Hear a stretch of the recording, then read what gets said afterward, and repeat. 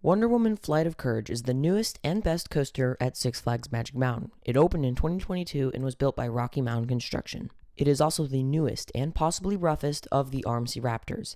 In 2018, RMC debuted the Raptor model with Wonder Woman Golden Lasso Coaster at Six Flags Fiesta, Texas. Since then, they've gone on to build 4 other Raptor models, 2 of which are almost exact clones of the original. The other 2, Jersey Devil at Six Flags Great Adventure and Wonder Woman Flight of Courage, follow similar layouts too. They are just different from the original. Wonder Woman, being the newest of the 2, has a slightly extended layout and is also 1 foot taller. And judging by what I've heard, that really makes a difference. Wonder Woman flies through its course while still managing to be a long ride. And from what I've heard, Jersey Devil gets a little slow at some points. But hey, at least it's long, unlike some other fast-paced RMCs I've ridden. Iron Gwazi and Twisted Cyclone. As I said earlier, it might be the roughest of the Raptors. Based off what I've heard, all of the others, except for Golden Lasso Coaster, are very smooth. But Lasso is undergoing a refurbishment featuring new trains, so that should help with its rattle. But now, by no means is Flight of Courage rough. It is just a pretty noticeable rattle, I'd say. And it doesn't take away from the experience, but again, it is there. And it can get a little annoying at points. Another slightly annoying thing about the ride is the restraints. It uses an over-the-shoulder restraint similar to the Vekoma Vest restraint, just a lot less bulky.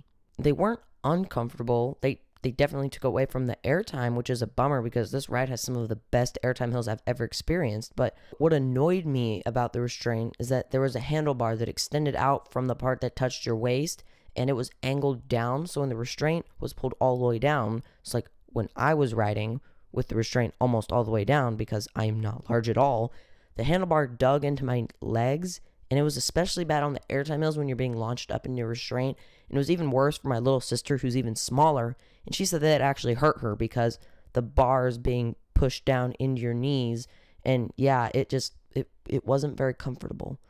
And that's all the complaints I have about the ride. Yeah, that's 3 small things. That just shows how great this ride is. Here are the stats. The ride is 131 feet tall and reaches a speed of 58 miles per hour. It is 3,300 feet long and has a total of 3 inversions. It can run 4 12-car trains that can each hold 12 people, and it opened in the year 2022 and was built by RMC, or Rocky Mountain Construction. After exiting the toolbox, station, make a 90-degree right-hand turn and head up the very fast lift hill. After reaching 131 feet in the sky, plummet down the absolutely insane drop where you feel like you're about to fly out, but the over-the-shoulder restraints are digging into your shoulders to remind you that you're perfectly okay. Phew.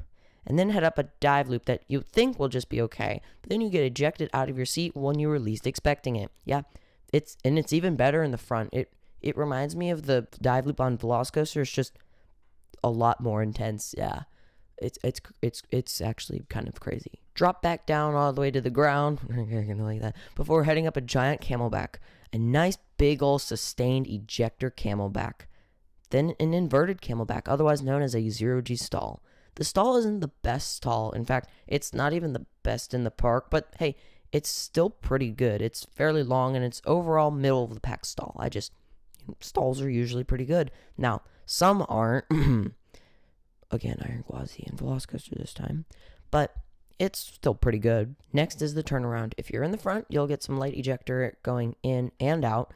And if you're in the back, you get nothing going in, but you'll be launched out of your seat going out. All rows will be slammed with positives during the turn. And overall, it's a very good element. Next is a floaty 0G roll that perfectly lines up under the stall, but you probably won't notice that it is because of its location, because, Six Flags and how they clone rides. Then jump up into the mid-course for about 2 seconds before unexpectedly experiencing one of the strongest and most abrupt airtime moments in the world. Like, seriously, why does nobody talk about this? The first time I rode it, I think my back cracked because of how abrupt it was. This is the one moment that I'm happy that there are some over-the-shoulder restraints, because without it, I think it would feel like Air Force One's quad down. Yeah, I know. It's almost that bad, yeah. I'm just kidding. I love the quad down. But hey, on the bright side, at least it saves you a trip to the chiropractor. The overbank turn following the drop is good. Fast and snappy, the way an overbank should be. Next is what I'd say is probably the weakest part of the ride. 2 outer bank camelbacks. They weren't bad. They were okay, I can't say this. They were floaty. They're basically just the first camelback, but a lot smaller and just a little less strong, meaning that they were also just weren't as sustained. Then there is a classic RMC speed hill, a quick pop of strong ejector at a high speed because this ride is still going pretty fast. Then comes a wave turn into an overbank before hitting the final brake run. The wave turn is very good. It lifts you up and to the side and it gives good whip in and out of it. The overbank is once again a great overbank. Not whippy like the first one, but just a fun element. If you couldn't tell by now, I, for some reason, really liked overbank turns. Overall, the ride is a fast, long ride that is filled with many great elements. And while there wasn't a part that necessarily blew me away, except for the drop out of the mid-course, which quite literally did, this ride is just fun from start to finish. And that's why it earns a spot in my top 10 above rides such as Mako, Twisted Colossus, Orion, and Ghost Rider. Overall, I'd give this ride a 9.2 out of 10. I'll take away just under 1 point just because of the little bit of a rattle and the uncomfortable restraints, and because those 2 camelbacks just being okay, but the whole ride is still amazing. Like, it's still a really great ride, and as if you saw my top 10 biggest coaster surprises and disappointments video, you know that was my number 1 because that really surprised me. I did not expect it to be as good as it was, and definitely not better than Twisted Colossus. It is such a good ride, and it definitely blew me away. This ride is easily the best ride in Southern California, if not the entirety of California. One more thing I'd like to note is that because this ride has a moving loading station, the operations are very good and obviously consistent. I really wish there were more rides with a moving loading station because they really speed up operations, and not only do they make the line move faster, it makes it way easier to get footage, especially at the parks like Six Flags. But yeah, that was my review of Wonder Woman Flight of Courage at Six Flags Magic Mountain. What do you have to say about this ride? You can share those thoughts in the comment section below. And if you like this review and like to see more, please like this video and subscribe to the channel. And with all that said, please make sure to have a thrilling rest of your day, and I'll see you next time.